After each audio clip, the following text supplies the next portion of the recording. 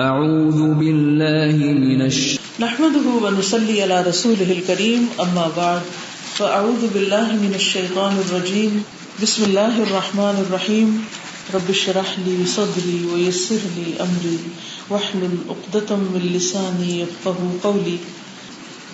Number 3، المتابعۃ للرسول صلی اللہ علیہ وسلم ان من اعظم ما ينجي من مكائد الشيطان اتباع هدي الكتاب والسنة لأن الشيطان حريص على صرف الناس عنهما ولذلك فإن البدعة أحب إلى الشيطان من المعصية ولذلك قال سفيان الثوري البدعة أحب إلى إبليس من المعصية لأن المعصية يتاب منها والبدعة لا يتاب منها.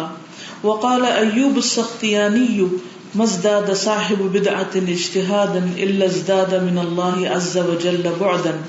وقال فضيل بن عياض من أحب صاحب بدعة أحبط الله عمله وأخرج نور الإسلام من قلبه ومن أعان صاحب بدعة فقد أعان على هدم الإسلام.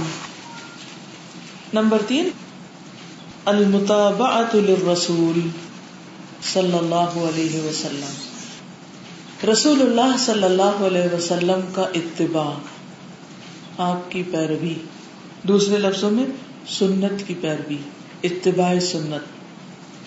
ان بے شک، من اعظم بہت بڑی چیزوں میں سے، ما جو، ینجی نجات دلاتی ہے، من مکائد الشیطان شیطان کی چالوں سے، اتباع پیروی کرنا ہے، ہدی الکتاب والسنتی کتاب و سنت کے طریقے کی، لأن الشیطان کیونکہ شیطان حریص ہے، علی صرف الناس لوگوں کے پھیر دینے پر حریص ہے، عنہما ان دونوں سے. یعنی شیطان کیا چاہتا ہے کہ انسان قرآن و سنت سے پھر جائے، منہ موڑ لے، اس کی ساری کوشش یہی ہے. تو جب انسان شیطان کی مخالفت کرے گا، اس کے طریقے سے منہ موڑ لے گا، تو کیا ہوگا؟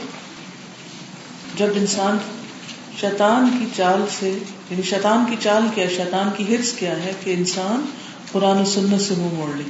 تو جب انسان شیطان کی بات کے خلاف قرآن و سنت کی پیروی شروع کر دے گا تو شیطان کا وار نہیں چلے گا، وہ ناکام ہو جائے گا.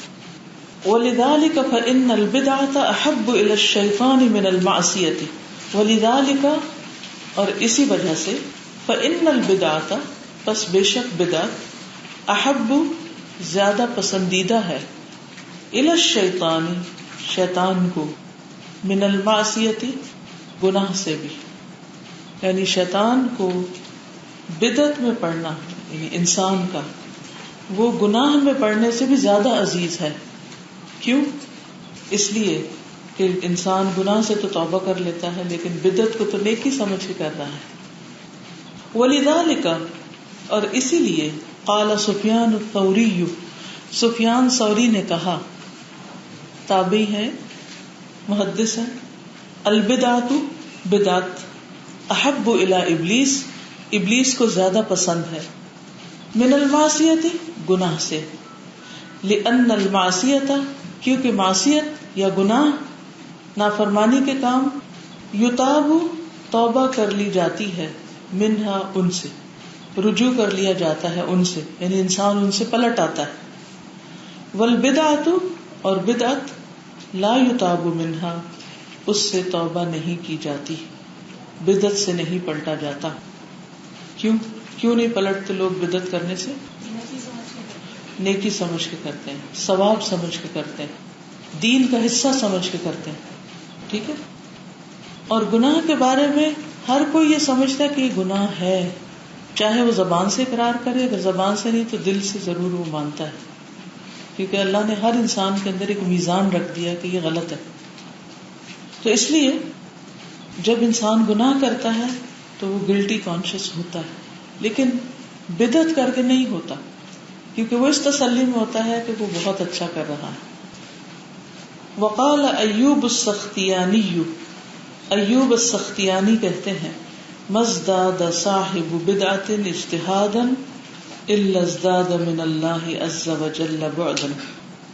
مزداد، جتنا بھی زیادہ کیا یا جتنا بھی زیادہ کرتا ہے، صاحب بدعت، بدعت کرنے والا، اجتہاداً، کوشش محنت، الا مگر، ازداد زیادہ کر دیتا ہے، من اللہ اللہ سے، عز وجل عز وجل سے، عزت و جلال والے رب سے، بعدن بود میں، یعنی بود میں اضافہ ہو جاتا ہے. جو جتنی زیادہ بدعت میں محنت کرتا ہے، جتنا زیادہ اس کی کثرت ہوتی ہے، اتنا ہی زیادہ وہ اللہ سبحانہ و تعالیٰ سے دور ہوتا چلا جاتا ہے. وہ سمجھتا ہے کہ میں نیکی بھی محنت کر رہا ہوں، حالانکہ وہ اللہ تعالیٰ سے اور دور جا رہا ہوتا ہے. اور یہ کس قدر پریشانی کی بات ہے کہ انسان، وہ جو سورۃ کہف میں آیت آتی ہے، مجھے تو ہمیشہ بدعت کے معاملے میں وہی آیت یاد آتی ہے، قل هل ننبئکم بالاخسرین اعمالا الذین ضل سعیہم فی الحیاۃ الدنیا وہم یحسبون انہم یحسنون صنعا. کیونکہ وہ یہ سمجھتے ہیں کہ جو کچھ وہ کر رہے ہیں وہ بڑی نیکی کی اور تقوی کی زندگی بسر کر رہے ہیں، بہت اچھے اچھے کام کر رہے ہیں، حالانکہ وہ اور زیادہ دین سے دور ہو رہے ہوتے ہیں. وقال فضیل بن عیاض، فضیل بن عیاض کا کہنا ہے، من احب، جس نے محبت کی، صاحب بدعت، بدعت والے سے، یعنی بدعت کرنے والے سے جو محبت کرے گا، احبط اللہ عملہ، ضائع کر دے گا اللہ اس کے عمل کو. کیونکہ انسان جس سے محبت کرتا ہے اسی کے طریقے پہ چل پڑتا ہے. ہمارے لیے لازم ہے محمد صلی اللہ علیہ وسلم سے محبت کرنا. اگر ہم آپ سے محبت کریں گے تو آپ کی سنت کا اتباع کریں گے، لیکن جب آپ سے محبت کرنے کی بجائے آپ کے مخالفوں سے یا آپ کے دین میں نئے نئے طریقے ایجاد کرنے والوں سے محبت کریں گے تو پھر ہم انہی کے طریقے پہ چل، ان کے اعمال ہمیں زیادہ خوشنما نظر آئیں گے، اور اس طرح ہم دین سے اور دور ہوتے چلے جائیں گے. وَأَخْرَجَ نُورَ الْإِسْلَامِ مِنْ قَلْبِهِ، اور نکال دیتا ہے اسلام کا نور اس کے دل سے. کس کے دل سے؟ بدعتی کے دل سے، یا بدعتی سے محبت رکھنے والے کے دل سے. ومن، اور جس نے، اعانہ، اعانت کی یعنی مدد کی، صاحب بدعت، بدعت والے کی، فقط، تو تحقیق، اعانہ، اس نے مدد کی، علی ہدم الاسلام، اسلام کے گرانے پر، یعنی اس نے اسلام یا دین کو ڈھانے پر مدد کی. وہ دین کی بربادی پر عمل پیرا ہے یا دین کی بربادی کے درپے ہے. تو اس سے یہ پتہ چلتا ہے کہ بدعت انتہائی خطرناک کام ہے. جس کام کو بھی نیکی سمجھ کے کریں، پہلے اس کی دلیل معلوم کر لیں، اور اگر وہ نبی صلی اللہ علیہ وسلم نے نہیں کیا، آپ کے صحابہ نے نہیں کیا، تو اس کے کرنے میں کوئی خیر نہیں، کوئی بھلائی نہیں. اور عقیدہ واسطیہ پڑھاتے وقت میں نے آپ کو بتایا تھا کہ بدعت جو ہوتی ہے وہ عقیدے اور عبادت میں ہوتی، اخلاق میں بدعت نہیں ہوتی، دنیاوی معاملات میں بدعت نہیں ہوتی. مثلاً اگر آپ اونٹ چھوڑ کے گاڑی پہ یا جہاز پہ بیٹھتے ہیں تو یہ بدعت نہیں ہوگی، لیکن اگر آپ 4 فرض کی بجائے 5 پڑھنے لگتے ہیں، یا اذان کے آگے پیچھے کچھ پڑھنے لگتے ہیں، یا پھر مرنے اور جینے کے موقع پر آپ ایسے کام کرنے لگتے ہیں جو سنت میں نہیں، تو یہ سب پھر کیا شمار ہوں گے؟ یعنی جن کو آپ عبادت سمجھ کے اور جن کو آپ نیکی سمجھ کے کرتے ہیں کہ اس کام پر مجھے اجر ملے گا، اگر وہ سنت سے ثابت نہیں تو وہ بدعت شمار ہوتا ہے. ٹھیک ہے. اور جو ہمارے لوگ ہیں وہ جامع شریف ہے، اس کا بہت تکمیلات ہے، اس میں اتنا اہتمام کرتے ہیں کہ قرآن کا درس نہیں سنتے، اور وہ کہتے ہیں کہ نہیں ہم نے تو یاد نہیں دلائی، تو ادھر جا کے وہ دال اور روٹی پلٹیاں لنگر لے کے آتے ہیں. ہمیشہ یہ سوچنا چاہیے، نہ وہ اپنی بات لیں نہ آپ اپنی لیں. درمیان کی بات کیا ہے کہ سوچیں یہ کہ کیا نبی صلی اللہ علیہ وسلم نے چاند کی 11 تاریخ کو کوئی ایسا کام کیا تھا، یا صحابہ نے ایسا کچھ کیا تھا نیکی سمجھ کے، عبادت سمجھ کے؟ اگر نہیں کیا تو پھر اس کی اتنی پابندی کرنا اور اس کو ثواب سمجھ کے کرنا، یہی بدعت ہو جاتا ہے. تو شیطان کا کام یہ ہے کہ وہ انسان کو سنت سے ہٹا دے، سنت سے پھیر دے. یعنی شیطان کی چال کیا ہے، یہاں اس پوائنٹ سے سمجھ کے آ رہی ہے کہ شیطان کی چال یہ ہے کہ انسان کو سنت سے پھیر دے، اور جب سنت سے پھیرے گا تو وہ کس میں لے جائے گا؟ بدعت کی طرف لے جائے گا. رسول اللہ صلی اللہ علیہ وسلم نے حجۃ الوداع کے موقع پر لوگوں کو خطبہ دیا اور فرمایا شیطان اس بات سے نا امید ہو گیا کہ تمہاری زمین میں اس کی پرستش کی جائے. یعنی عرب میں شیطان کی پوجا نہیں کی جائے گی، لیکن وہ اس بات سے راضی ہو گیا ہے کہ اس کے علاوہ اس کی ان اعمال میں اطاعت کی جائے جن کو تم حقیر سمجھتے ہو. بس تم بچو کہ میں تم میں دو چیزیں چھوڑ کر جا رہا ہوں، تم ہرگز گمراہ نہ ہوگے جب تک ان دونوں کو مضبوطی سے پکڑے رکھو گے، ایک اللہ کی کتاب اور دوسرے اس کے نبی کی سنت صلی اللہ علیہ وسلم. اور سنت میں ہی نجات ہے. امام زہری کہتے ہیں کہ ہمارے جو علماء گزر چکے ہیں وہ کہا کرتے تھے سنت کو مضبوطی سے تھامے رکھنا اس میں نجات ہے، یعنی بہت سی خرابیوں سے بچ جاؤ گے. کوئی چھوٹی سی سنت بتائیے جس کو اختیار کر کے آپ خرابی سے بچ سکتے ہیں عام روزمرہ زندگی کی. اس پر اب آپ بیس کریں اپنی انالوجی کو کہ سنت کو مضبوط پکڑنا مسائل کا حل ہے.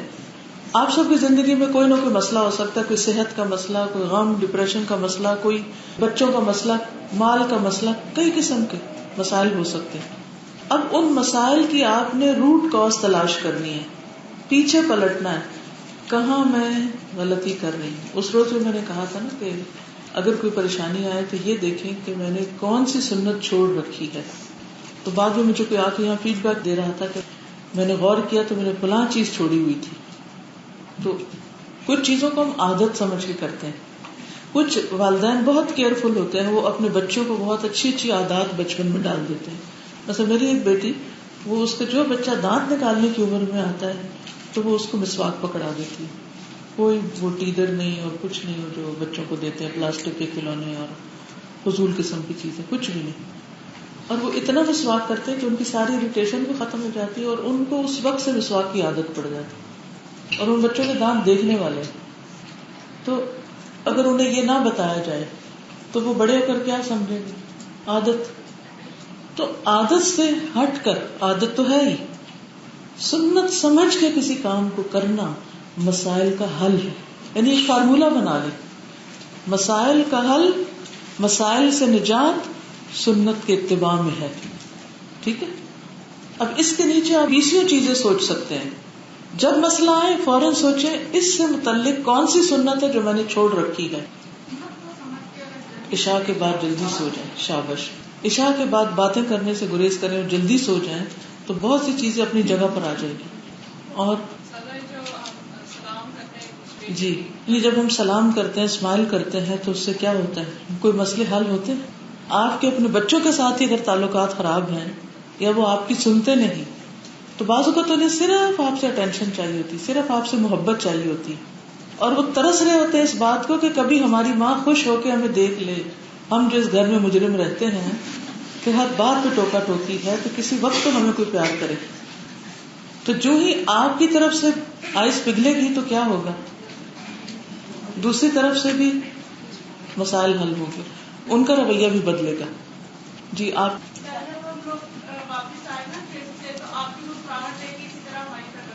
الحمدللہ. حالانکہ میں ڈانٹ سکتی تھی، اتنی دیر سے کیوں آئے ہو، کہاں تھے تم لوگ، ڈانٹ سکتی تھی نا. الحمدللہ آپ لوگوں کو دیکھ کے میں سکون میں آ گئی تھی، فریش ہو گئی تھی، حالانکہ میں تھکی ہوئی تھی. تسبیحات بالکل. نبی صلی اللہ علیہ وسلم نے حضرت فاطمہ کو سرونٹ کے مقابلے میں یہ تسبیحات دی تھی. آزما کر دیکھ لیں. میں نے ابھی پرسوں ایک نان مسلم سائنٹسٹ کی ریسرچ پڑھ رہی تھی تو اس نے کہا تھا کہ اگر لوگوں کو کیلولا کی فائدے پتہ چلتی تو میں فورسفلی اسکول میں یہ کروں کہ دوپہر کو بچوں کو ضرور کیلولا کرواؤں. اس لیے کہ شیاطین کیلولا نہیں کرتے. حدیث میں آتا ہے کہ شیاطین کیلولا نہیں کرتے کیونکہ انہوں نے ہر وقت فساد پھیلانا ہوتا ہے، ان کو آرام نہیں کرنا. اب جس دن سے میں نے یہ پڑھا ہے، چاہے مجھے 5 منٹ ملے یا کچھ، شاید ہی اللہ کے فضل سے کوئی دن ہو کہ جس میں میں نے اس کو مس کیا ہو، ورنہ تھوڑی دیر بھی اس نیت کے ساتھ. دیکھیے ایک طرح ہم تھکے ہوئے لیٹ جاتے ہیں، اس نیت کے ساتھ جب آپ 5 منٹ بھی یعنی آنکھ بند کر لیں تو آپ دیکھیں گے کہ آپ بالکل فریش ہو جائیں گے. تو اس کے بے شمار فائدے. جی کھانے کے بعد تھوڑی سی چہل قدمی ٹھیک ہے. مجھے استخارے کی سنت پر عمل کرنے کا بہت فائدہ ہوا. استخارے کی سنت پر عمل کرنے کا رات کو برتن کون کون ڈھانپتا ہے؟ سچ؟ اللہ کرے یہ سچ ہو، کیونکہ بار بار سمجھانے کے باوجود بھی ہم شاید اس پر یقین نہیں رکھتے. استاذہ یہ جو سنت ہے اس کو جب سے میں فالو کر رہی ہوں اس سے یہ ہوتا تھا کہ پہلے میری اور میری ساس کے دوران کچھ نہ کچھ صبح یا کچھ ایسا مسئلہ ہو جاتا تھا یا کچھ بھی گھر میں پتہ ہی نہیں چلتا تھا، لیکن جب سے میں رات کو اسپیشلی اس کو کور کر کے ان سب چیزوں کو سو رہی ہوں تو مجھے اس چیز میں بہت زیادہ یہ فائدہ لگ رہا ہے کہ کچھ بھی نہیں ہو. آپ اس کو بھی دیکھیے کہ کوئی ایک بیماری جو بار بار آپ پہ اٹیک کرتی ہے اس کے علاج کے طور پر، خاص طور پہ فلو جیسے ہے مثلا، یا کوئی اس طرح کی بیماری لگ جانا، کیونکہ ہوتا یہ ہے کہ جب ایک احتیاط نہیں کرتا، کہ گھر میں ایک شخص نہیں بہت سے لوگ رہتے ہیں، مثلا آپ نے خود تو شروع کر دیا اور نہیں احتیاط کر رہے تو پھر بھی فائدہ نہیں ہوتا.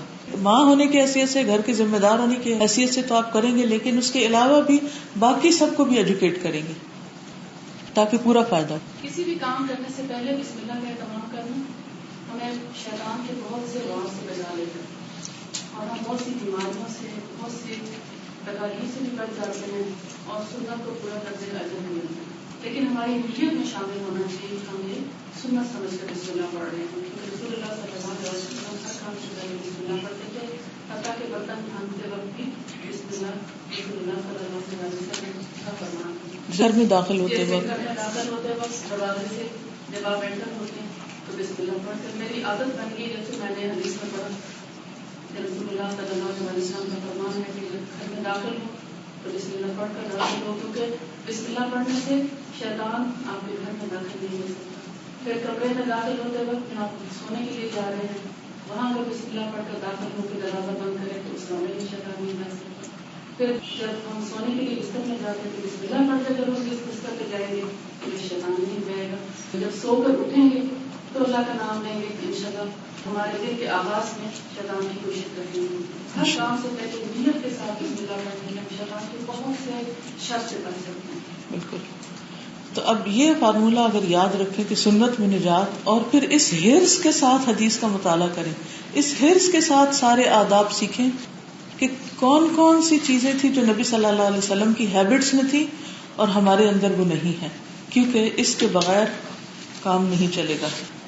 کھانا کھاتے ہوئے جب اوور ایٹنگ جیسے کبھی ہو بھی جاتی تھی، مگر جب اب ایسے بیٹھنا اور کم کھانا، بالکل جب بھوک ہو تو چھوڑ دینا، اتنی بیماریوں سے الحمدللہ نجات دیتا ہے. بچی ہوں.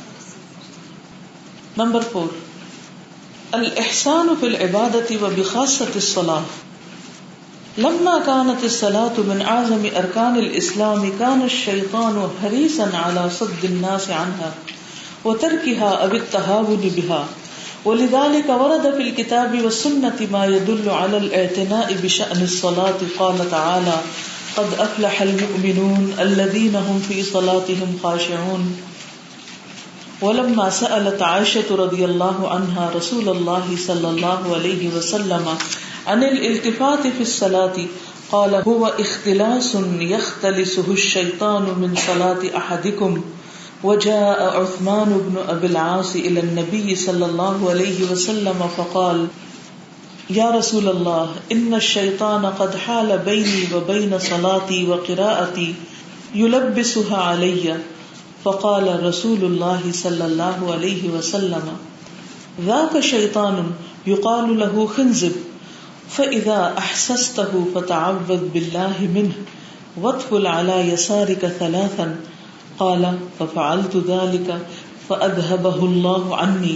وعن أبي سعيد الخدري قال: قال رسول الله صلى الله عليه وسلم: إذا مر بين يدي أحدكم شيء وهو يصلي فليمنعه، فإن أبى فليمنعه، فإن أبى فليقاتله، فإنما هو شيطان. چوتھا طریقہ، الاحسان احسان فی العبادت عبادت میں، وبخاصۃ الصلاۃ اور خاص طور پر نماز میں، یعنی عبادت میں خوبصورتی لانا، خصوصاً نماز کے اندر احسان کے درجے پر نماز پڑھنا. لما کانت جب کہ ہے، الصلاۃ نماز، من اعظم ارکان الاسلام اسلام کے سب سے بڑے ارکان میں سے، کان الشیطان ہے شیطان، حریصاً حریص، علی صد الناس عنها، لوگوں کو اس سے روکنے پر، یعنی شیطان لوگوں کو نماز سے روکنے پر حریص ہے، وترکها، اور ان کے چھوڑنے پر کہ چھڑا دے ان کو، اب التہاون بہا، یا ان کو ہلکا لینے پر، ٹو ٹیک اٹ لائٹلی، تہاون، یا ان کو ہلکا سمجھنے پر حریص، کہ لوگ اس کو ہلکا سمجھیں. ولذالک ورد فی الکتاب والسنۃ، اسی لیے کتاب و سنت میں وارد ہوا ہے، ما یدل، جو دلالت کرتا ہے، علی الاعتناء، توجہ برتنے پر، بشأن الصلاۃ، نماز کی حالت میں. قال تعالی، اللہ تعالی کا فرمان ہے، قد افلح المؤمنون، تحقیق فلاح پا گئے مومن، الذین هم فی صلاتهم خاشعون، وہ جو اپنی نمازوں میں خشوع اختیار کرتے ہیں. ولما، اور جب، سألت، سوال کیا، عائشہ رضی اللہ عنہا، اللہ ان سے راضی ہو جائے، یعنی انہوں نے سوال کیا رسول اللہ صلی اللہ علیہ وسلم، رسول اللہ صلی اللہ علیہ وسلم سے، عن الالتفات فی الصلاۃ، نماز میں التفات سے، التفات ہوتا ہے نا اپنا توجہ ادھر ادھر کرنا یا منہ ادھر ادھر کرنا، یا نگاہیں ہوں یا سر ہو یا کسی بھی طرح نماز میں دوسری طرف متوجہ ہونے کے لیے اس کا کیا حکم ہے. قالا، فرمایا، ہوا اختلاس، یہ اچک ہے، یختلسہ الشیطان، اچک لیتا ہے اس کو شیطان، من صلاۃ احدکم، تم میں سے کسی ایک کی نماز میں سے، یعنی اپنا حصہ لے لیتا ہے. وجاء، اور آئے، عثمان بن ابی العاص، عثمان بن ابی العاص، الی النبی صلی اللہ علیہ وسلم، نبی صلی اللہ علیہ وسلم کے پاس، فقال، تو کہا، عرض کیا، یا رسول اللہ، اے اللہ کے رسول صلی اللہ علیہ وسلم، ان الشیطان، بے شک شیطان، قد، تحقیق، حال، حائل ہو جاتا ہے، بینی، میرے درمیان، و بین صلاتی، اور میری نماز کے درمیان، یعنی شیطان میرے اور میری نماز کے درمیان حائل ہو جاتا ہے، و قراءتی، اور میری قراءت کے درمیان، یلبسها علیہ، اسے مجھ پر مشتبہ کر دیتا ہے، یعنی مجھے بلوا دیتا ہے اور میں شک میں پڑ جاتا ہوں. فقال رسول اللہ صلی اللہ علیہ وسلم، تو رسول اللہ صلی اللہ علیہ وسلم نے فرمایا، ذاک شیطان، یہ تو شیطان ہے، یقال لہ خنزب، جسے خنزب کہا جاتا ہے. فاذا احسستہ، پھر جب تم اس کو محسوس کرو، فتعوذ باللہ، پس پناہ لے لو اللہ کی، منہ، اس سے، وادخل، اور تھتکارو، علی یسارک، اپنے بائیں طرف، ثلاثاً، 3 بار. قال، وہ کہتے ہیں، کون؟ عثمان ابن ابی العاص. ففعلت ذلك، تو میں نے ایسا کیا جیسے نبی صلی اللہ علیہ وسلم نے طریقہ بتایا، یہ بھی اب ایک سنت ہے. فاذهبه الله عنی، تو اللہ تعالیٰ اس کو مجھ سے لے گیا، یعنی میری یہ کیفیت دور ہو گئی، یعنی میری نماز میں خشوع پیدا ہو گیا. کتنے ہی لوگ ہیں جو یہ سوال کرتے ہیں کہ نماز میں خشوع کیسے پیدا کریں. ہر ایک کا یہ مسئلہ ہے نا کہ بار بار بھول جاتے ہیں، بار بار دھیان بھٹک جاتا ہے. کیونکہ احسان کیا ہے نماز میں؟ ان تعبد اللہ کأنک تراہ، ایسے نماز پڑھو جیسے تم اللہ کو دیکھ رہے. فإن لم تکن تراہ فإنہ یراک، اگر تم نہیں دیکھتے تو وہ تمہیں دیکھ رہا ہے. اس کیفیت کو برقرار رکھو. تو نہ ہماری پہلی کیفیت ہو اور نہ دوسری ہو تو اس نماز کی پھر کوالٹی کیا ہے؟ وہ کس کیٹیگری میں آئے گی؟ کہ ہمیں نماز میں یہ بھی بھول جائے کہ اللہ تعالیٰ ہمیں دیکھ رہا ہے. تو شیطان کبھی بھی نہیں چاہتا کہ ہماری محنت کسی کام آئے. ہم وضو بھی کرتے ہیں، ہم اپنے کام بھی چھوڑتے ہیں، اور پھر ہم نماز میں کھڑے بھی ہوتے ہیں، رکوع سجدے بھی کرتے ہیں، وقت بھی لگاتے ہیں، محنت، ایفرٹ، سب کچھ لگتا ہے، لیکن اینڈ آف دا ڈے ہمارے ہاتھ میں کیا بچتا ہے؟ کتنی بڑی دشمنی ہے نا کہ ایک شخص سارا بزنس کر لے اور اس کے ہاتھ پلے کچھ بھی پروفٹ نہ آئے، اینڈ آف دا ڈے اس کی کمائی کا کچھ حصہ اس کے ہاتھ میں نہ ہو. یعنی وہ وقت بھی لگا رہا ہے، مال بھی لگا رہا ہے، جان بھی، ہر چیز لگا رہا ہے، لیکن حاصل اسے کچھ بھی نہیں ہو رہا. تو اس سے بڑا خسارے میں کون ہوگا؟ تو شیطان نے چونکہ خود سجدہ نہیں کیا تھا، اس لیے سب سے زیادہ وہ وار نماز کی حالت میں کرتا ہے کہ انسان نماز کی کوالٹی حاصل نہ کر سکے اور اس میں پیچھے رہ جائے، مار کھا جائے. تو آپ صلی اللہ علیہ وسلم جو ان کو طریقہ بتایا تھا، وہ کہتے ہیں اس کی وجہ سے میری نماز ٹھیک ہو گئی. اور وہ کیا طریقہ تھا؟ شیطان جو ان کو بھلوا دیتا تھا یا مشتبہ کر دیتا تھا ان پر، تو انہوں نے اعوذ باللہ من الشیطان الرجیم پڑھ کے 3 دفعہ دل کی طرف تھپ تھپ تھپ ایسے تھتکانے، ہلکی سی منہ سے ہوا کے ساتھ ہلکی ہلکی چھینٹے سی بھی نکلے باہر. ٹھیک ہے.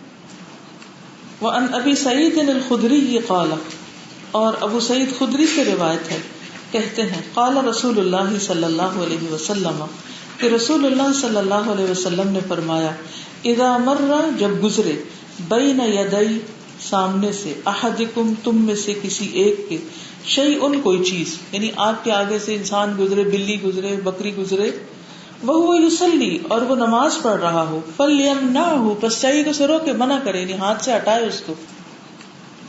فَإِنْ أَبَى، پھر اگر وہ انکار کر دے، فَلْيَمْنَعْهُ، پھر بھی اس کو روکے.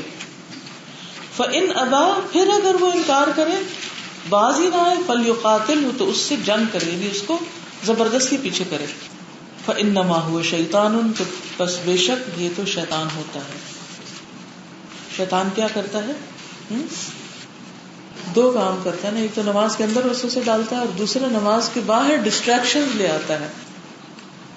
بچے کھیل رہے ہوتے ہیں، جب دیکھتے ماں نماز کے لیے کھڑی ہوئی تو کیا ہوتا ہے؟ آگے پیچھے پھرنا شروع کر دیتے، ساری نماز جو ہے اس کا مزہ خراب ہو جاتا ہے.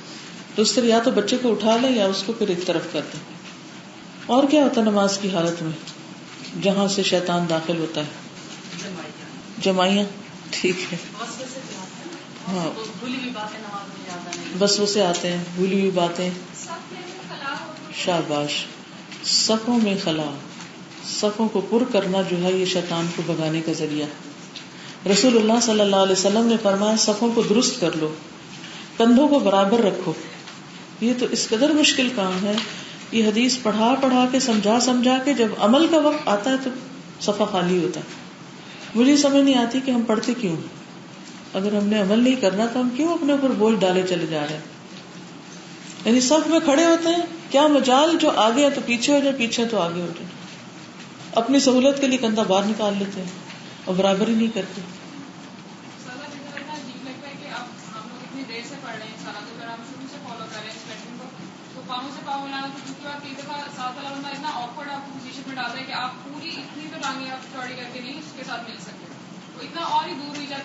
اور دور ہوتے بالکل. جب تک دونوں تعاون نہیں کریں گے تو سب درست ہی نہیں ہو سکتے. بالکل، یعنی خود ہی ہوتے ہیں ہم اور خود ہی اس کی خلاف ورزی کر رہے تھے. آپ سوچئے کہ جو شخص خلاف ورزی کر رہا ہو کیا اس پہ شیطان نہیں ہے؟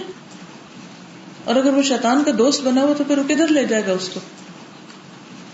یعنی شیطان کی دوستی بڑی مہنگی دوستی. سنت کو چھوڑ کر اس کے طریقے پر چلنا ایک خطرناک سودا ہے. نبی صلی اللہ علیہ وسلم نے فرمایا صفوں کو درست کر لو، کندھوں کو برابر رکھو، درمیان میں فاصلہ نہ رہنے دو، اور اپنے بھائیوں کے ہاتھوں میں نرم بن جاؤ. یعنی اگر کوئی تمہیں قریب کرتا ہے تو ہو جاؤ ادھر، اکڑ کے نہ کھڑے ہو جاؤ. اور شیطان کے لیے خلا نہ چھوڑو، بیچ میں گیپس نہیں رکھو. جس نے صف کو ملایا اللہ اسے ملائے، اور جس نے صف کو کاٹا اللہ اسے کاٹے. اللہ اسے کاٹے. اور پھر کیا ہوتا ہے، بعض اوقات انسان دین کے کام، نیک لوگوں کی مجلس، صحبت اس سے ہی کٹ جاتا ہے، وہ کسی اور دنیا میں چلا جاتا ہے. بہت سے مواقع اس سے کھو جاتے ہیں، وہ اللہ کی رحمت سے دور ہو جاتا ہے. پھر اسی طرح شیطان کا تصرف جو ہے عبادات میں، اس سے بھی بچنا چاہیے. ابن لاس خزائی کہتے ہیں کہ ایک مرتبہ عمار مسجد میں داخل ہوئے رضی اللہ عنہ، اور 2 ہلکی سی رکعتیں پڑھی، یعنی بہت لمبی نماز نہیں پڑھی، مختصر سی نماز پڑھی. اس کے بعد بیٹھ گئے. ہم بھی اٹھ کر ان کے پاس پہنچ گئے اور بیٹھ گئے اور ان سے عرض کیا اے ابو الیقظان، آپ نے ہلکی سی نماز پڑھی ہے، آپ نے اتنی چھوٹی نماز کیوں پڑھی، لمبی سی پڑھتے. تو انہوں نے فرمایا کہ میں نے ان میں شیطان پر سبقت حاصل کی ہے کہ وہ ان میں مجھ پر داخل نہ ہونے پائے. جیسے ایک دوڑ لگا دی کہ وہ چاہے چھوٹی پڑھوں لیکن شیطان کے خلل سے پاک پڑھوں. اب یہ نہیں کہ آپ نماز بھی چھوٹی کر دیں اور خلل ویسے ہی برقرار رہے. اصل مقصد حاصل ہونا چاہیے. ایک اور روایت میں آتا ہے انہوں نے کہا میں نے نماز اس لیے جلدی پڑھی کہ شیطان غفلت میں نہ ڈال دے. بعض اوقات آپ نے دیکھو کہ تراویح پڑھ رہے ہوتے ہیں لوگ اور آنکھیں بند کر لیتے ہیں, اچھا بھلا سو جاتے ہیں کڑے کڑے بھی, تو بظاہر دیکھنے میں تو بڑا نیک کام کر رہے ہیں, تراویح پڑھ رہے ہیں, اتنا لمبا قیام کر رہے ہیں, لیکن کچھ پتہ نہیں کیا پڑھا جا رہا ہے. اس لیے نماز میں شیطان کے کھیل سے, شیطان کے غفلت میں ڈالنے سے بچنا چاہیے. اور اسی میں پھر اور کیا آتا ہے, شیطان بھلوا بھی دیتا ہے, جیسے کہ ہم نے یہاں پڑھا. اور اس کا حل کیا ہے, بھلوانے کا حل, اگر بھلوا دے نماز میں شیطان تو کیا کریں, اس کو سجدہ صاحب سے کمپنسیٹ کریں, کیونکہ سجدہ جو ہے یہ شیطان کو ذلیل کرتا ہے. نبی صلی اللہ علیہ وسلم نے فرمایا اپنے آپ کو اس بات سے بچاؤ کہ تمہاری نماز میں شیطان تم سے کھیلنے لگے, یعنی تمہیں باتوں میں لگا کے بھلوا دے کہ کیا پڑھا ہے تم نے. تم میں سے کوئی شخص نماز پڑھ رہا ہو اور اسے جفت اور طاق کا نہ پتا چلے, یہ نہ پتا چلے 2 پڑھی ہیں کہ 3 پڑھی ہیں, 1 پڑھی ہے یا 2 پڑھی ہے, تو اسے سہو کے 2 سجدے کر لینے چاہیے کہ ان دونوں سے اس کی نماز مکمل ہو جاتی ہے. پھر اسی طرح طلوع شمس اور غروب شمس کے وقت نماز نہیں پڑھنی چاہیے, کیونکہ اس وقت سورج شیطان کے 2 سینگوں کے بیچ سے نکلتا ہے, اور سورج غروب ہوتے وقت بھی پڑھنے سے منع کیا گیا ہے.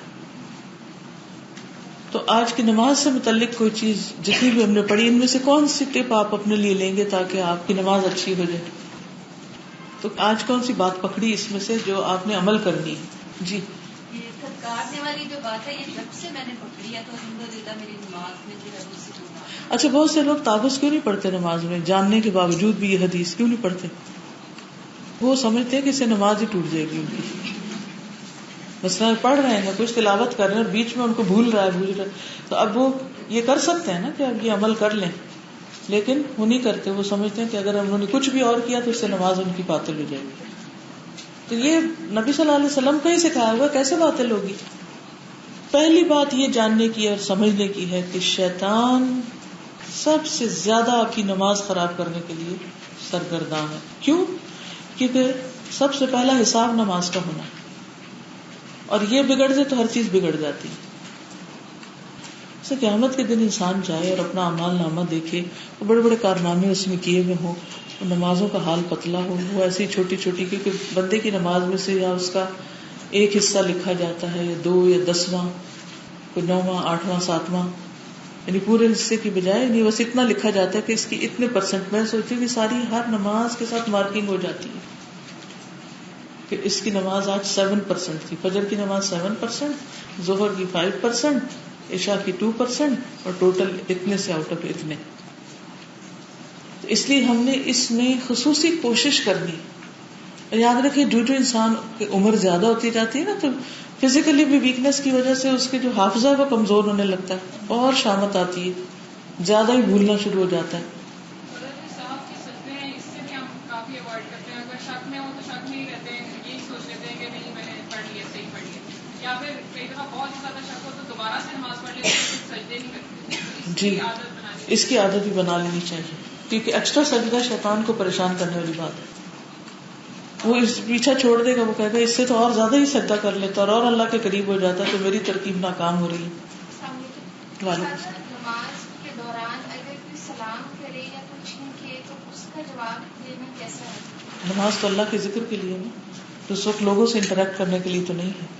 اس طرح تو آپ اگر یہ ذرا تھوڑی دیر کے لیے سوچیں کہ آپ نماز پڑھیں, جو آپ کے پاس سے گزرے سلام کرے, اور آپ اللہ کو چھوڑ کے اس سے بات کرنے لگ گئے, اسے جواب دینے لگے.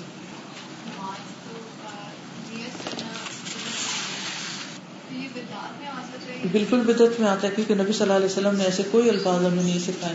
نیت کس چیز کا نام ہے؟ بیسیکلی دل کا ارادہ. تو جب آپ نے ارادہ کر لیا اور اللہ اکبر کہہ دیا, بس نیت ہو گئی. دل میں سوچتے ہیں کہ اللہ کے لیے پڑھنے جا رہے ہیں. دیکھیے وقتی طور پر ایک چیز فائدہ دے گی, لیکن یہ ہمارا ایمان اور یقین ہونا چاہیے کہ جو کام فائدے کا تھا وہ سب نبی صلی اللہ علیہ وسلم بتا چکے ہیں.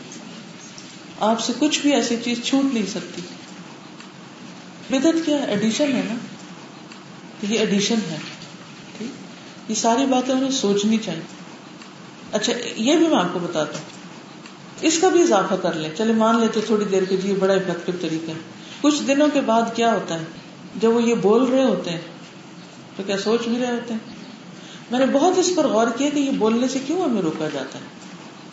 جب ہم بولتے کم ہیں تو سوچتے زیادہ ہیں، جب ہم بولتے زیادہ ہیں تو سوچتے کم. جب ہم نماز کے لیے کھڑے ہوئے اور نیت ہم نے دل میں کرنی، یہ ساری باتیں جو آپ کہہ رہی ہیں یہ دل میں دہرانی ہے، تو یہ زیادہ افیکٹو ہے. یہ منہ سے بول کے اور دل کو پھر نہیں پتا کیا کہا. کچھ دنوں کے بعد یہ اتنی روٹین بن جاتی ہے کہ پھر دل ساتھ چھوڑ دیتا ہے. چلیے، کثرت السجود.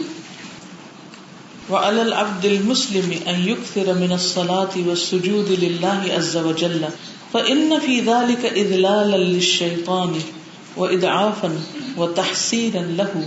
فعن أبي هريرة رضي الله عنه قال قال رسول الله صلى الله عليه وسلم إذا قرأ ابن آدم السجدة فسجد اعتزل الشيطان يبكي يقول یا ویلی امر ابن آدم بالسجود فسجد فله الجنة وامرت بالسجود فابیت فلی النار.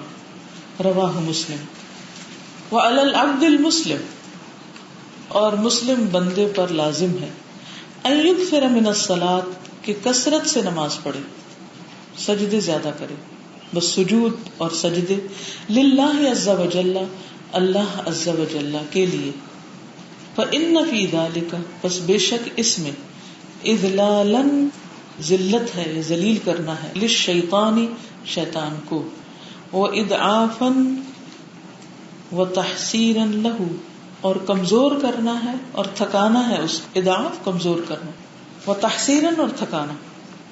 فعن ابی ہریرہ، تو ابو ہریرہ رضی اللہ عنہ سے روایت ہے، قال رسول اللہ صلی اللہ علیہ وسلم، نبی صلی اللہ علیہ وسلم نے فرمایا، اذا قرأ ابن آدم، جب پڑھتا ہے ابن آدم، السجدہ، سجدہ کو، آیت سجدہ کو، فسجد، پھر سجدہ کرتا ہے، اعتزل، چھوڑ دیتا ہے، الشیطان، شیطان، یا الگ ہو جاتا ہے شیطان، یبکی، روتے ہوئے، یقول، کہتا ہے، یا ویلی، ہائے بربادی میری، امر ابن آدم بالسجود، حکم دیا گیا آدم کو سجدے کا، آدم کے بیٹے کو سجدے کا، فسجدہ، تو اس نے سجدہ کر لیا، فلہ الجنہ، تو اس کے لیے جنت ہے، وامرت بالسجود، اور مجھے حکم دیا گیا سجدہ کرنے کا، فابیت، تو میں نے انکار کیا، فلی النار، تو میرے لیے آگ ہے.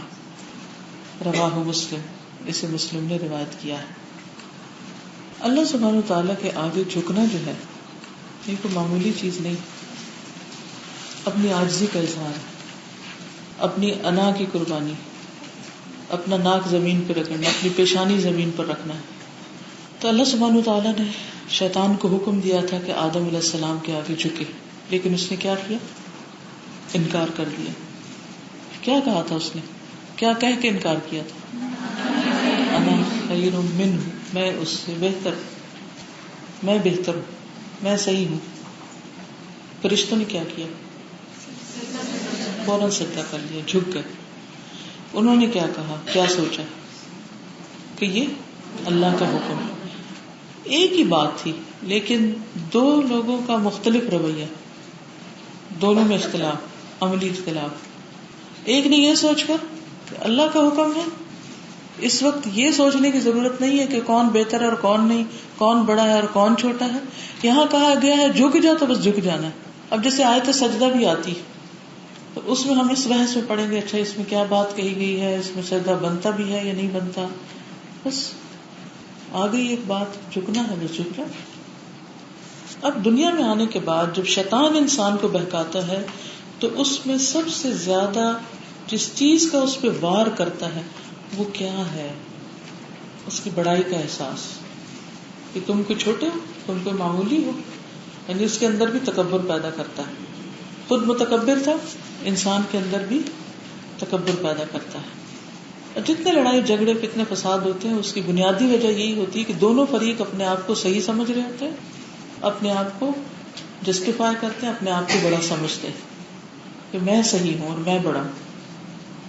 تو اس طرح اس وقت علل اعلان یہ سب کچھ ہوا اور قرآن نے اس کو پورا ضبط کر کے ہمیں بتا دیا اور پورا کردار اور تفصیلی واقعہ ہے قرآن مجید میں حضرت آدم کا. سورۃ البقرہ میں تفصیل کے ساتھ آیا اور باقی جگہوں پر بھی کل 7 بار آیا ہے یہ قصہ, اور بار بار یہ بات بتائی گئی, اور ہر بار یہ بات اس میں ضرور ہوتی ہے کہ شیطان نے سجدے سے انکار کر دیا. تو سجدے سے انکار جو ہے اس کا اپوزٹ ہے کثرت السجود, اور یہ بار بار سر نیچے رکھنا اپنی عاجزی کو تسلیم کرنا ہے, اپنی کم حیثیتی کو تسلیم کرنا ہے. لیکن ہم سجدے بھی کرتے رہتے ہیں اور اندر کی اکڑ نہیں جاتی. بعض اوقات اللہ سبحانہ وتعالیٰ کے حکم کے مقابلے میں, سنت کے مقابلے میں, اور بعض اوقات بندوں سے معاملہ کرتے وقت اللہ تعالیٰ کے حکم کے مقابلے میں کیا ہوتا ہے کہ کوئی قرآن کا حکم آتا ہے تو ہم سوچ میں پڑ جاتے ہیں کہ ہم اس پر عمل کر بھی سکتے ہیں یا نہیں, اور اگر میں اس پر عمل کروں گی تو کہیں بندوں کی نگاہ میں کمتر تو نہیں آ جاؤں گی. یہ چیز روکتی ہے نا پھر ہمیں. پھر میرا ہسبینڈ کیا کہے گا, میں تو اس کی نگاہوں میں گر جاؤں گی. بھی گر کے کہاں جاؤں گی, ادھر ہی زمین پر ہی ہوں گی نا. پھر اللہ اٹھا دے گا. میں لوگوں کی نگاہوں میں گر جاؤں گی, لوگ میرے بارے میں کیا سوچیں گے. تو یہ جو احساس برتری ہے, احساس برتری, یہ انسان کی ذلت کا سبب بنتا ہے, چاہے اللہ کے مقابلے پر ہو چاہے بندوں کے مقابلے پر. اور شیطان انسان کے اندر وہ جو اس کی نفخ ہے نا, من نفخہ ہی, تو وہ جو پھونکے مارتا ہے نا, وہ انسان کو کھلاتا ہے جو, اور انسان کے اندر جو غرور کا احساس پیدا کرتا ہے, یہی اس کے لیے ایک چیلنج بن جاتا ہے. اور دن میں کئی بار آپ اس کیفیت سے گزرتے ہوں گے کہ کسی کی بات آپ کو بری لگ گئی, کسی کا کچھ کہنا آپ کو ہرٹ کر گیا, کسی نے آپ کی بات نہیں مانی تو آپ کو برا لگ گیا. پھر اس کے مقابلے میں آپ کرتے کیا ہیں, آپ کا ریئیکشن کیا ہوتا ہے؟ مثلاً کوئی آپ کی بات نہ مانے تو کیا کرتے ہیں آپ؟ منوانے کی کوشش کرتے ہیں. کس طرح؟ غصے سے, جبر سے, بار بار کہہ کے. ہم کہتے ہیں ہم نے کرنا ہی نہیں, اب ہم نے یہ تو نیکی کا کام بھی کسی کہنے پر آپ ڈپینڈ ہو جاتے ہیں, تو ہم نیکی کا کام چھوڑ جاتے ہیں. نیکی کا کام بھی چھوڑ دیتے ہیں. کسی کی بات بری لگ گئی تو نیکی کا کام بھی چھوڑ دیا. دھمکیاں دینے پہ بازو کو اتر آتے ہیں دوسرے کو. تو جو لوگ اپنی بڑائی کے احساس سے باہر نکل آئیں, وہ پھر کس کے ہم نشین, کس کے دوست بن جاتے ہیں؟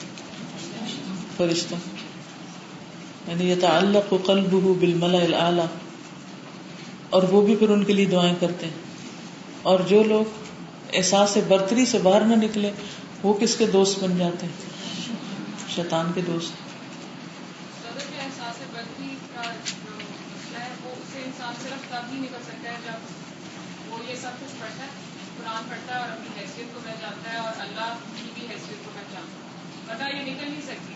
اور ایون پڑھنے کے بعد بھی بار بار اس کا اپنے آپ کو احساس دلاتے رہنا. اور مجھے جو چیز فائدہ دیتی ہے وہ موت کے بستر پر اپنے آپ کو دیکھنا, بستر مرگ پر اپنے آپ کو دیکھنا. کتنا بے بس ہوتا ہے انسان, ہاتھ پاؤں نہیں ہلا سکتا. اگر کوئی 2 لوگ ہماری شکل دیکھنے لگے تو ہم ایک دم کانشیس ہو جاتے ہیں اور ہم اپنے آپ کو ٹھیک کرنے لگتے ہیں. لیکن جو مرا ہوا انسان ہے, اس کا چاہے منہ کھلا ہے, چاہے آنکھیں کھلی ہیں, چاہے اس کے بال بکھرے ہوئے, چاہے کیسا بھی ہے, وہ کچھ کر سکتا ہے, اپنے آپ کو ڈھانک سکتا ہے, چھپا سکتا ہے, اپنا حلیہ ٹھیک کر سکتا ہے, کچھ بھی تو نہیں کر سکتا. اس بات کی اکڑ. اور پھر بستر مرگ سے جانا کدھر ہے, اترنا کہاں ہے؟ مٹی نے تو سب کچھ ہی مٹی کر دینا, یہ اکڑ کہاں فائدہ دے گی؟ تو جو لوگ قبر میں جانے سے پہلے خود کو قبر میں اتار لیں, قبر میں جانے سے پہلے خود کو قبر میں اتار لیں, اپنا مقام پہچان لیں کہ جانا تو وہاں ہے, بستر تو وہ ہے, تو پھر بہت سی باتیں برداشت کر جاتا ہے انسان, پھر ٹالرنٹ ہو جاتا ہے, پھر کسی کی ضد میں نہیں آتا, کسی کے مقابلے پر نہیں اس طرح اترتا کہ جس میں انسان یہ نہ سوچے کہ دین کا فائدہ کس میں, نقصان کس میں, میرے اپنا انجام کیا. اس کو بھی بھول جاتا ہے نا جب احساس برتری اور اکڑ میں مبتلا ہوتا ہے. تو اس کا علاج کیا ہے؟ کثرت سجود. یعنی سوچ کر کہ مرنا ہے, اللہ بڑا ہے, یہ ساری باتیں اپنی جو سوچ کی, یہ کیا ہے, سوچ سے تعلق رکھتی. انسان امیجن کرے, ویژولائز کرے. لیکن جو چیز آپ کو فائدہ دے گی وہ کیا ہے؟ کثرت سجود. کثرت سجود. قرآن مجید میں کیا کہا گیا کہ جب کوئی مشکل آئے تو کیا کرو؟ بستعینوا بالصبر والصلاۃ. کوئی پریشان کر رہا ہے، کوئی تنگ کر رہا ہے، کوئی ذلیل کر رہا ہے آپ کو کوئی اہمیت نہیں دیتا، کوئی آپ کی بات نہیں مانتا، کتنی دفعہ آپ نے اللہ سے مدد مانگی؟ آپ مانگے اللہ سے مدد. سب کے دل اللہ کے ہاتھ میں ہے، سب کی زبانیں اللہ کے ہاتھ میں ہے. آپ کے خلاف بولنے والے آپ کے حق میں بولیں گے اگر آپ اللہ کے بن گئے. لیکن ہم نے یہ راستہ دیکھا ہی نہیں اور ہم جھکتے ہی نہیں. بڑی سے بڑی مصیبت آتی ہے تو اکڑ کے بیٹھے رہتے ہیں، گور گور کے دیکھتے رہتے ہیں، ڈپریشن میں مبتلا ہو جاتے ہیں، لیکن جھکتے نہیں. لوگوں کے سامنے جھکتے، اللہ کے سامنے لوگوں سے پیٹ. جی، اللہ کے آگے نہیں جھکتے. معاملہ لوگوں سے بگڑے یا معاملہ یعنی ہماری طرف سے گناہ ہو جائے یا کچھ بھی، ہر چیز کا علاج اسی میں ہے. کثرت السجود، جیسے پیچھے میں نے کہا نا سنت میں نجات، اسی طرح یہ بھی ایک کی ورڈ بنا لے، کثرت سجود. نبی صلی اللہ علیہ وسلم کا طریقہ کیا تھا؟ یہ بھی آپ ہی کی سنت ہے. کیا ہوتا تھا جب آپ کو کوئی مشکل پیش آتی تھی؟ کیا ہوتا تھا؟ جتنی دیر ہم اپنی صفائیاں دینے میں لگاتے ہیں نا، بلیو می، بعض اوقات ایسا ہوتا ہے نا کہ کوئی شخص آپ کے بارے میں غلط فہمی کا شکار ہو جاتا ہے. اب آپ اپنی نا تیاری شروع کرتے ہیں دفاع کی اور واپس حملے کی، گھنٹوں لگاتے ہیں تیار کرنے میں، کیا بولنا ہے، کہاں سے پکڑنا ہے، کیا چرب زبانی کرنی ہے، 10 دلیلیں ڈھونڈ لیتے ہیں. جب کہ ایسی چیز آتی ہے تو میں سوچتی ہوں جتنی دیر میں مجھے یہ کرنا نا، میں اٹھ کے 2 نفل پڑھ لوں، معاملہ حل ہو جائے گا، اللہ کی مدد آ جائے گی. اگر بدر میں اللہ کی مدد آ سکتی ہے، سارے مشکل مرحلوں پہ آ سکتی ہے، کیا نبی صلی اللہ علیہ وسلم کے لیے مشکلات کم تھی؟ ہم سے تو کہیں زیادہ تھی. ہمارے لیے کیا مشکل؟ کچھ بھی نہیں. ہم اپنی مشکلوں کو مشکل نہیں کہہ سکتے اس کے مقابلے میں جو آپ پر آئی تھی. تو کثرت سجود، جھک جائیں، بس گر پڑے اللہ کے آگے، دیکھیں کیسے نہیں مسئلہ حل ہوتا، اور پورے یقین سے جھکے. لیکن ہم نے یہ راستہ چھوڑ دیا، ہم یہ راستہ نہیں اختیار کرتے، یا کرتے بھی ہیں تو بس ایسے وقتی طور پہ تھوڑا سا کر لیا، لیکن مسلح نہیں بچھا کے بیٹھتے. دوستوں پہلے جب میں حج پہ گئی تو حج سے واپسی پہ میں گری اور میرے گھٹنوں پہ چوٹ آئی، تو دونوں گھٹنے میرے کافی شدید زخمی ہو گئے. تو بس میں نے اللہ تعالیٰ سے دعا کی کہ مجھے کسی طرح مسجد نبوی میں اعتکاف کی توفیق دے. اب میں اللہ کے حکم سے پہنچ گئی، لیکن میں سجدہ نہیں کر سکتی تھی. 3-4 مہینے سے سجدہ بالکل ختم تھا. بس میں نے اللہ تعالیٰ سے مسجد نبی میں داخل ہو کے سب سے پہلے 2 نمبر پڑھ کے خوب ڈبے سجدے کر کے دعا کی، اللہ مجھے اس اعتکاف میں پورے سجدے کرنے کی توفیق عطا فرمائے، یعنی تمام نمازوں میں سجدے کی توفیق عطا فرمائے. میں ظہر کے وقت داخل ہوئی تھی، اصل میں بھی ہمت نہیں پڑی، لیکن جب مغرب کی نماز کا وقت آیا تو میں بس روزے کے وقت پھر میں نے دعا کی. جب نماز کا وقت آیا تو بس میرے دل میں آیا کہ اپنے گھٹنوں کے نیچے تکیہ رکھوں اور میں نماز شروع کر. الحمدللہ بس وہ سجدہ میں نے شروع کر دیا اور سجدے سے ہی ٹھیک ہو جاتا ہے، نماز میں مجھے سجدہ مل گیا. کیونکہ وہ سجدے جب ہم کرتے ہیں تو چاہے چوٹ ہو، وہ سرکولیشن اتنی ہو جاتی ہے کہ وہی ہیلنگ کا بھی ذریعہ بن جاتا ہے. اور اس کے بعد سے الحمدللہ آج تک مجھے ضرورت نہیں پڑی. مادان بن ابی طلحہ سے روایت ہے کہ میں ثوبان مولا رسول اللہ صلی اللہ علیہ وسلم سے ملا اور عرض کیا کہ آپ مجھے ایسے عمل کی خبر دیں جس کے کرنے سے اللہ مجھے جنت میں داخل کر دے. یا میں نے کہا کہ مجھے اللہ کے نزدیک سب سے پسندیدہ عمل کے بارے میں خبر دیں. وہ خاموش رہے. میں نے پھر پوچھا تو وہ خاموش رہے. پھر میں نے تیسری مرتبہ پوچھا تو انہوں نے فرمایا میں نے رسول اللہ صلی اللہ علیہ وسلم سے اس بارے میں سوال کیا تو آپ نے فرمایا تم پر اللہ کے لیے سجدوں کی کثرت لازم ہے، بس تم جب بھی کوئی سجدہ کرتے ہو اللہ اس سجدے کے سبب سے تمہارا ایک درجہ بڑھا دیتے ہیں اور اس کے ذریعے تمہاری ایک خطا مٹا دیتے ہیں. یعنی تم اللہ کے اور قریب ہو جاتے، اور اوپر اور اوپر اور اوپر، یعنی مقام بلند ہوتا چلا جاتا ہے. ابو ہریرہ کہتے ہیں رسول اللہ صلی اللہ علیہ وسلم نے فرمایا سجدہ کرتے ہوئے بندہ اپنے رب کے سب سے زیادہ قریب ہوتا ہے، بس سجدوں میں کثرت کے ساتھ دعا کیا کرو. یعنی جو حاجتیں ہیں اللہ سے مانگو. اب کوئی کچھ کہنا چاہے تو اردو میں تو نہیں کر سکتے، لیکن مسنون دعائیں بے شمار ہیں جو ہماری ساری دعاؤں کا احاطہ کرتی ہیں. پڑھ سکتے ہیں، سب پڑھ سکتے ہیں. جی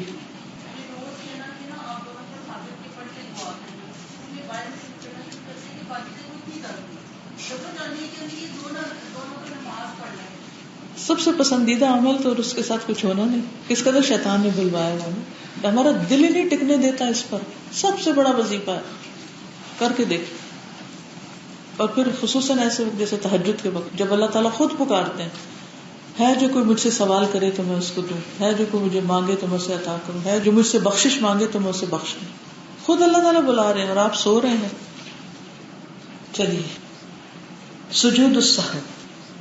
وفي سجود السهو أيضا إذلال للشيطان لأنه كان حريصا على إفساد صلاة المرء فجاء سجود السهو جابرا للصلاة مكملا لها فيحزن الشيطان لذلك أشد الحزن. شیطان ہونا چاہیے قائل.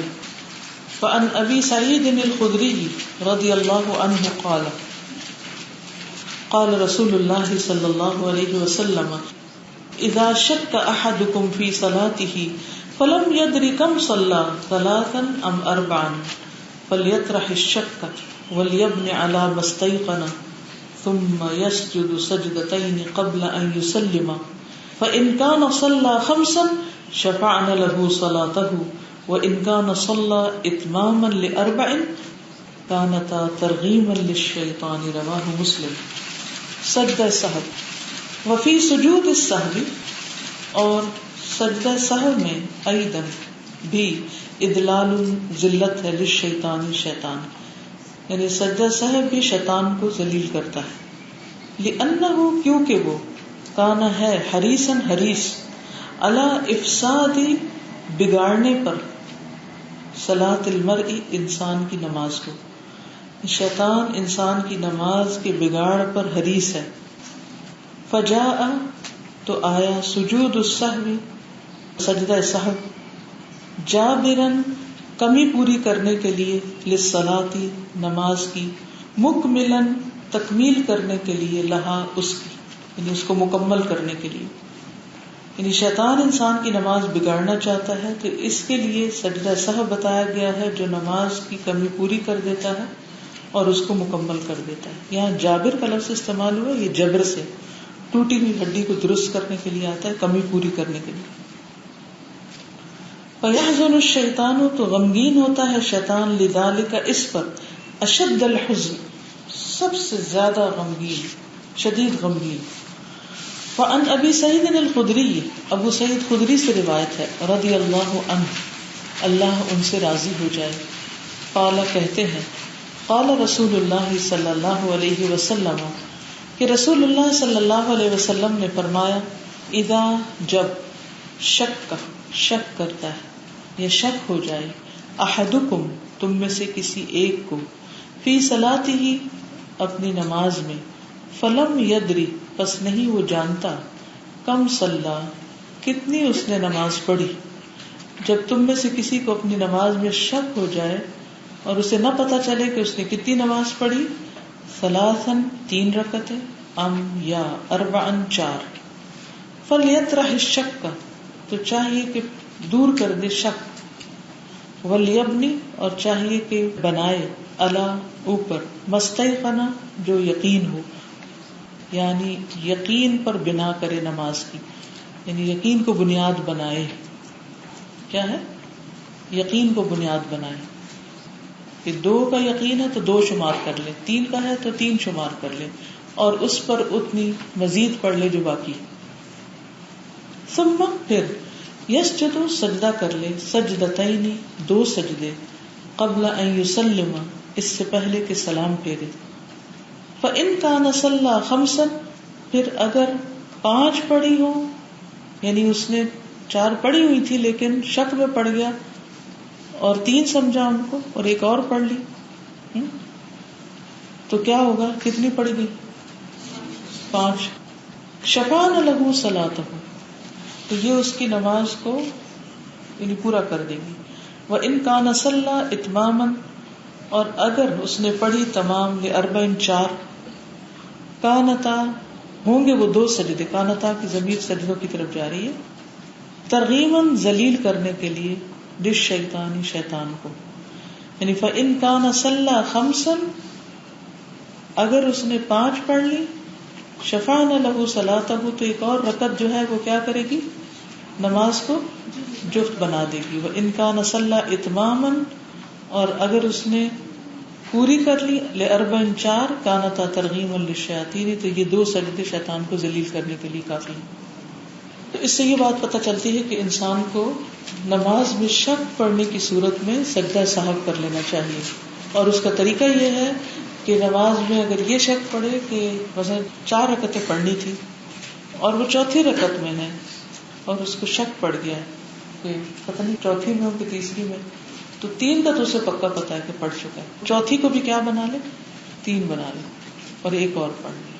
ٹھیک. نیکسٹ ہے حل عقد الشیطان, شیطان کی گروہ کا کھلنا. حل ہوتا ہے کھلنا.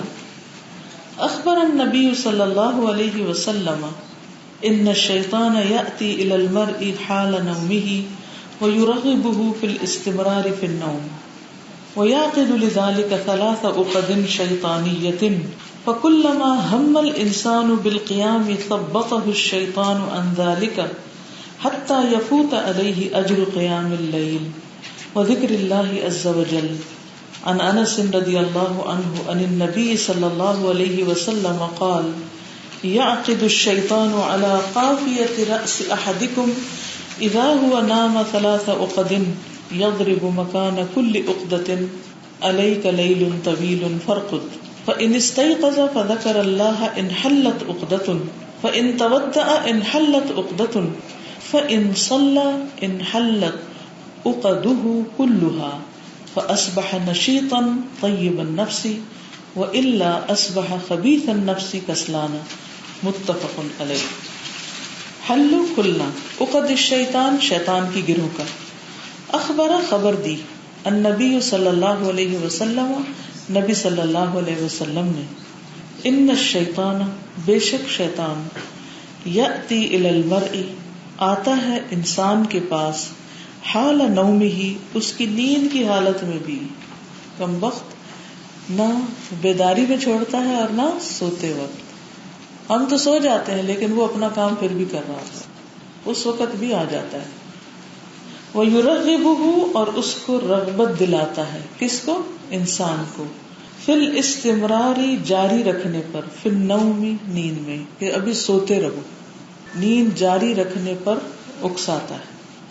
وَيَعْقِدُ اور گرہ لگاتا ہے لذالک اس کے لیے 3 عقد 3 گرہیں شیطانیۃ شیطانی, 3 شیطانی گرہیں اس پر لگا دیتا ہے.